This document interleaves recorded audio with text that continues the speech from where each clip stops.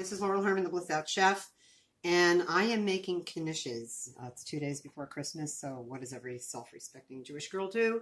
We make Knishes. So I have somebody from New York that messaged me and said she wanted to give a Christmas gift to her sister. They're both from New York. They haven't had a homemade Knish. And I was on Messenger this morning with Simon Jordan, who's my website designer extraordinaire, and he's in England, and he said, what's a Knish? Well, Simon, a Knish is a little pastry, and when you cut it, I should probably cut one open for you to see what it looks like. The inside is filled with potato or with kasha. Kasha is a buckwheat groats. And so I'm going to show you how I make these Knishes. They're super simple. It's not gluten-free. It's my daughter just binged me and she said, wow, Mom, those look great. Can we make them gluten-free? I'm working on it. So I'm hoping this video lasts a while. I'm on a very low battery. So what I do is I took 6 to 8 russet potatoes. I cooked them down. I mashed them. I didn't add butter or any milk or anything else like that. I sauteed about, let's see, this is what's left over from 3 or 4 very large Vidalia and yellow onions. I cooked them down.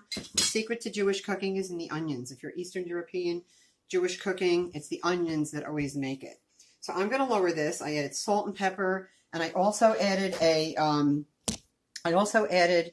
broth powder, Frontier Natural Co-op chicken broth powder, because I didn't use chicken fat.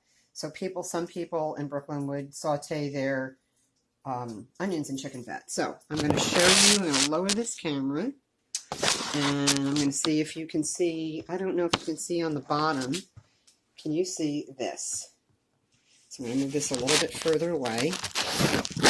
Maybe we can see the dough. So it's just pastry, pastry dough that you get in the supermarket. So I just roll it up like this. Make it like a little log, about a ½ inch, ¼ inch away from the edge of the pastry dough. And we can make this a little bit thicker. I'll have some left over. I'm probably going to bring some into work in case anybody's watching from work. Morgan, are you working tomorrow? And so I'm just going to roll this up just like you would do. Close off the side edges. Just kind of pinch them closed. I'm going to put a little bit of this egg wash with my fingers on the edge of the dough. And so I'm going to smooth this out, roll this up, and it's going to look like this. Basically, the seam is going to be on the bottom, and it's going to look like a log. Then we're going to cut it like this. And then, here, now I can put the camera back up. So we're going to cut it like this. And usually you can pinch the edges, on the top. This one is the end piece. And then we're going to dip it in a little bit of egg wash like this.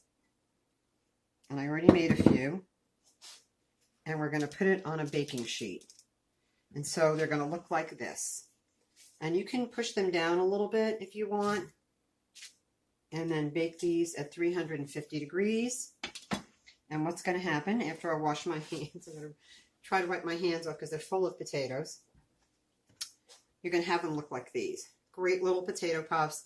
They're great for New Year's Eve. You can make them as large or small as you want. Great hors d'oeuvres. And like I said, I'm looking for the gluten-free recipe. So please visit my website for more recipes and socially conscious food blogs, because I'm really into that. And visit theblissedoutchef.com for recipes, culinary medicine, and what's new for 2019. Lots of cooking classes, lots of cool things. See you then, and happy holidays.